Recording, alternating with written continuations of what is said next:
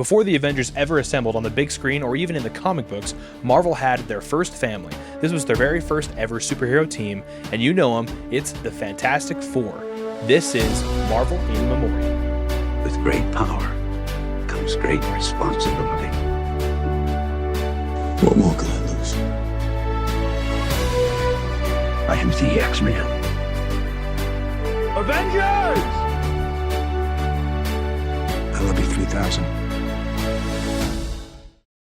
Welcome back to Marvel in Memoriam, brought to you by the fandom Memorandum. I'm excited to get back to it. It's going to be a little bit more unscripted. I think I mentioned that in a previous video. So I've got my notes up here, and we're just going to dive right in. So let's see. We're going back to the year 2005. This is the Fantastic Four. So the film opens with Reed Richards and Ben Grimm paying a visit to Victor Von Doom. They're trying to pitch a space exploration / science mission for Doom to fund. And he's kind of their last chance at getting this off the ground. They've gone to pretty much anybody else. Of course, Reed Richards is a brilliant but struggling scientist, and Ben Grimm is his best friend who, he isn't too shabby with science either, but he's primarily a pilot. So they end up partnering with Victor Von Doom with some conditions. And Victor helps select the team to actually do the mission. So the mission members include Reed Richards, of course, Ben Grimm, Victor Von Doom himself, and then Reed's ex-girlfriend Sue Storm, who's currently working for Victor Von Doom, as well as her brother Johnny Storm, who's also an experienced pilot. So they travel to space to study a cosmic storm cloud. The storm, it ends up hitting earlier than expected, and they are exposed to immense amounts of cosmic radiation. So after kind of a stressful attempt to get Ben out from a spacewalk, they're all fine. They were able to get back to the space station and then eventually back to Earth. So everything seems normal until they begin manifesting abilities. So Reed, of course, he begins to become elastic. His body starts stretching and drooping in weird places. Sue, she realizes that she can turn invisible and also has the ability to make force fields. Johnny, he's able to just light on fire. His body essentially becomes fire.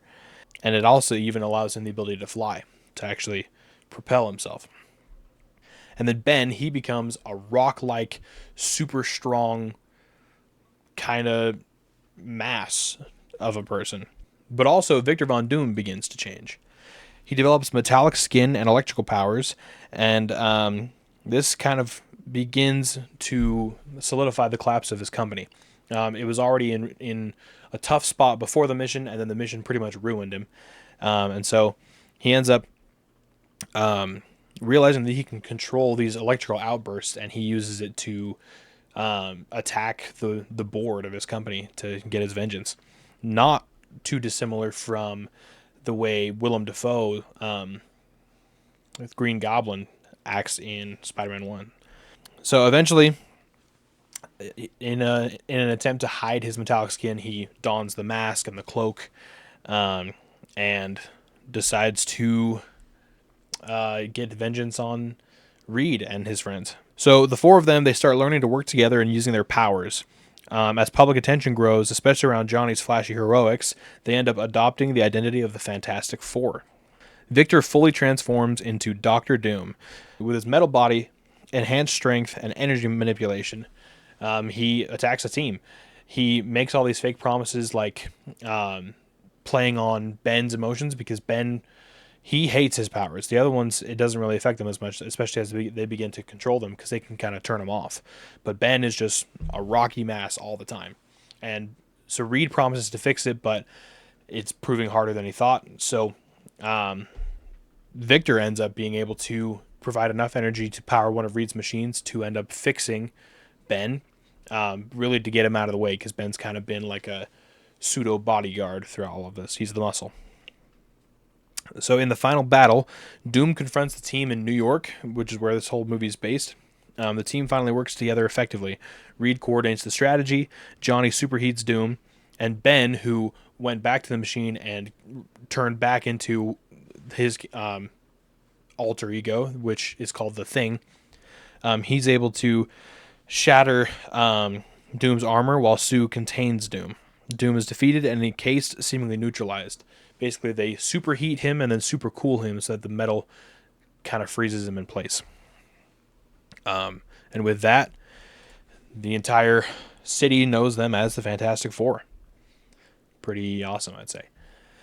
I'm a big fan of these early Fantastic Four movies. I think they're pretty fun, actually. They're definitely a product of the time. There's some iffy moments, but I think they're pretty great. So they're directed by Tim Story, who was one of the first major black directors of a Marvel film. And it was released by 20th Century Fox. So the film, it leans more into a comedic tone, similar to like Spider-Man and parts of the X-Men, rather than like Blade. And it was really trying to pull off that comic look. It was trying to be more approachable for a wider audience as far as ages go. And I love the casting. You got Ioan Gruffudd as Reed Richards, and to this day, he's my all-time favorite Reed Richards. We've had technically 4. So we've had Ioan Gruffudd, Miles Teller, John Krasinski, and now Pedro Pascal. And he is by far my favorite. His balance of awkwardness as well as intelligence and confidence as well as insecurity, and then also balancing the fact that he's the leader and he also has to metaphorically stretch himself, but also physically. I just think he nails it. But the rest of the cast is great too. So we got Jessica Alba as Sue Storm. And throughout this movie, they have this really great chemistry where they're trying, it's like a will they, won't they kind of romance.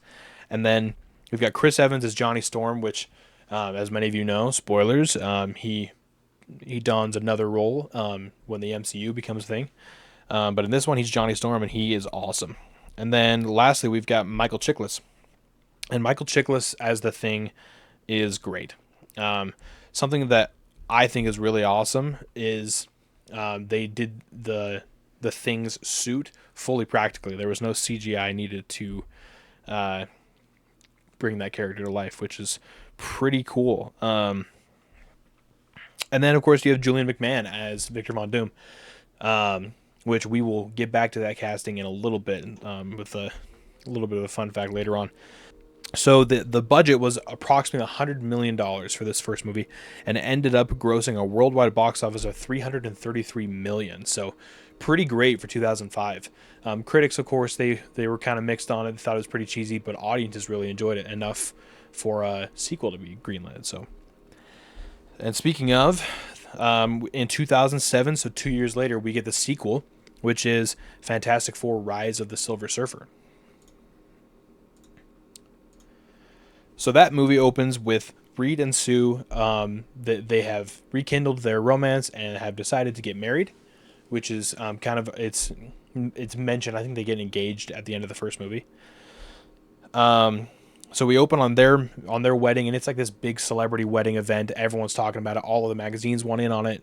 Everyone wants an invite. They all want to cover this event, and they've tried to get married a couple of times at this point. But their big day keeps getting disrupted by global anomalies.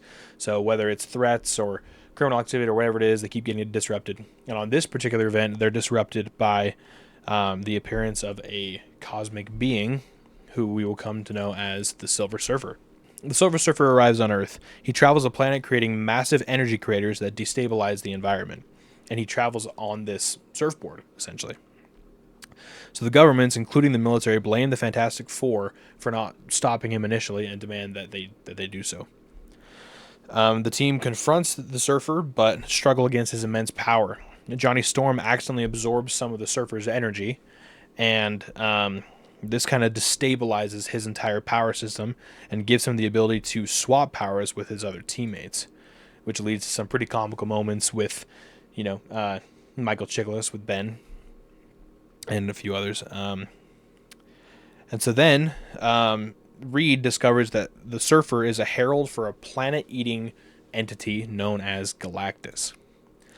Now, normally Galactus is this giant humanoid, being with this big purple trash-like helmet thing on its head. But they opted for a different route, and we'll touch on that in a second. So Reed discovers that the Surfer is a herald for Galactus, and the Surfer, he marks planets for Galactus to consume. And so obviously Earth is their next target. Amidst all of this, we get the return of Doctor Doom. So Doctor Doom, after he was frozen in place at the end of the last movie, he was put in storage in Latveria, where he's from, his homeland, and he is eventually able to awaken and regain control of his extremities. And he has a very interesting dialogue with the Silver Surfer, where he actually tries to attack him. Eventually, the Surfer is captured and separated from his board, which is where he gets his power, and Doctor Doom is able to seize control of that board.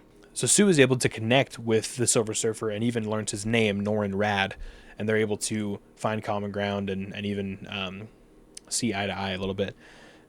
She finds out that he serves Galactus under coercion, so he serves Galactus to spare his world from Galactus consuming it. But as they start to connect, the Surfer begins to question what his true role is and could be. So now in the final conflict, Doom, powered by this surfboard, becomes the immediate threat. The team uses Johnny's power swapping ability strategically, so they're able to band together. Literally, because Johnny, they do kind of like a hands-in thing, and Johnny's able to absorb all their powers. So then they all are just their normal selves once more, and Johnny has the power of flame and flight, invisibility, force fields, the ability to stretch himself, as well as the super strength and rock form of Ben Grimm, excuse me. So he's able to essentially solo Doctor Doom. Eventually, he traps him in this elastic rock state of fire and force field and defeats him. So they defeat Doom, and they're able to remove the Surfer's power from him and return it to the Silver Surfer. At this point, Galactus arrives in his cloud form to consume the Earth. During the conflict, Sue is mortally injured. I believe she takes like this big beam. I think Doom chucks like a big beam, like a spear. She takes it through the chest. So the Surfer is able to regain his power, and he's able to both save Sue, as well as he flies into Galactus and is able to disperse and destroy him. And it's implied that even though everyone thinks the Surfer died, we actually are able to see that he has some life left in him, and it's kind of left open-ended at the end. So Sue's revived, and then her and Reed are actually able to get married in a much more small-scale, not celebrity-type wedding. The Fantastic Four are reaffirmed, their powers restored, and their bonds restored, and they're a team again. And that's how the movie ends. Again, another really great movie. Big fan of it. I actually really like this movie, even though there's a lot of issues, a lot of controversy with some creative choices, which we'll break down. So it's Tim Story again. He came back to direct the second one, and it's obviously Fox as well. The sequel wanted to go bigger and go more cosmic, which is kind of a staple of the genre, even this early on. And yeah, they really wanted to do Galactus, but they were worried that audiences wouldn't be able to get behind this giant with a metal trash can hat type look. So they decided to make him more of this ethereal cloud, formless type being. And for a lot of comic book fans, that was pretty controversial because we'd know him a certain way. That being said, there is a theory that it's been going around that when it comes to Galactus, the people that are in his presence, he takes a form that they can best comprehend. And so a thought there was that maybe the people of Earth needed to see him as a cloud rather than as a big man. But either way, it was still pretty controversial. People were not into it, and it got mixed critical and audience reception. Despite that, it still was able to net a global box office of $302 million against a $130 million budget. So still a success by all means. Another thing that fans were mixed on is having Doctor Doom come back. It felt like maybe a little bit too cheap, and even though it was a global event with Galactus, a global threat, the stakes didn't seem the tone didn't seem to match the stakes, I guess is the best way to say that. But despite all that, I still really enjoy the movie. It's a classic for me. I love seeing Johnny go from a comedy character to more of a serious character, to trying to take his role as a hero more seriously. And yeah, I think it's great. Okay, so a couple of things. First of all, let's go back to the Doctor Doom casting. So this is the one of the first things we see at the beginning of the film when Ben and Reed are going to go pitch the space excursion to Victor Von Doom. We see this statue, and if you really look at the statue, it loosely resembles Julian McMahon, who played Doctor Doom, but it, to me and to many fans, it looks like it resembles RDJ way more. And we know that RDJ was up for this role initially, and we're not sure what happened behind the scenes to make them go a different route. But now we know a little bit more. And before I dive into that, I guess I should say spoilers. We are diving into our classic segment. You know it, you love it. We must assume doom. So spoilers. Click away. Spoilers. Spoilers. We good? So this is a great callback to think of in modern context because, as you know, RDJ will be playing Doctor Doom in the upcoming Avengers Doomsday. So it's interesting to think that even 20 years ago, these considerations were already in place for RDJ to play Doom, even if it was intended for back then. But it's a great thing to call back to now. Also, just like in previous videos, we've talked a lot about the Void. So we know that Blade and Elektra have both appeared in the Void, as well as Loki. But in Deadpool and Wolverine, we also are able to reconnect with Johnny Storm. He actually shows up to assist Deadpool and Wolverine in the Void with their fight against some of the denizens of the Void that are ne'er-do-wellers, and he ends up getting kind of smoked, and then the three of them get captured, and he actually ends up being killed by Cassandra Nova. But it was revealed that he was a part of that Defenders Resistance in the Void, alongside Blade, Elektra, a few others. So yeah, it's pretty cool to see him again, and it ties back into that idea of the Void, and I really do think that it could play a key role into the formation of Battleworld through Doctor Doom's power. This whole idea of reorganizing existing matter to become something in his own image, under his own control, I think that's going to be a major theme in both Doomsday and Secret Wars. And so, do I think that we're going to see him again, Johnny Storm, specifically Chris Evans, Johnny Storm? No. But I do think that there's a chance that we could see Ioan Gruffudd, Reed Richards, Mr. Fantastic. Especially if they do any sort of Council of Reeds type stuff. That'd be really great to see. We were able to see John Krasinski in the MCU. And of course, we have Pedro Pascal, Reed Richards in the MCU, so it'd be interesting to see him communicate with some of these former Reeds that we have never met, or even some variants of these characters. So it could be pretty awesome. As far as comics go, just like I said in the intro, Marvel actually pursued Fantastic Four as a team-up comic book long before they did the Avengers. It was kind of their initial response to the Justice League, or maybe it was the Justice Society at the time, comics from DC. And it was just fun to have this family atmosphere. You have this more youthful Johnny Storm, and then his more mature sister Sue, alongside her husband or fiance or boyfriend, wherever you are entering the story. Reed Richards, who's the leader of the team, and then this kind of angry but also gentle giant Ben Grimm. So it was really interesting to see these earlier takes again. These are the movies that I grew up with. But then also to see some future projects, which we'll get to later. It's just great to see Marvel giving some love to their first real team up. And you know me, I'm all about the superhero team up, so I was pretty stoked to be watching these again. Anyway, I hope you enjoyed this video. If you did, like and subscribe, and we'll catch you in the next one. Peace.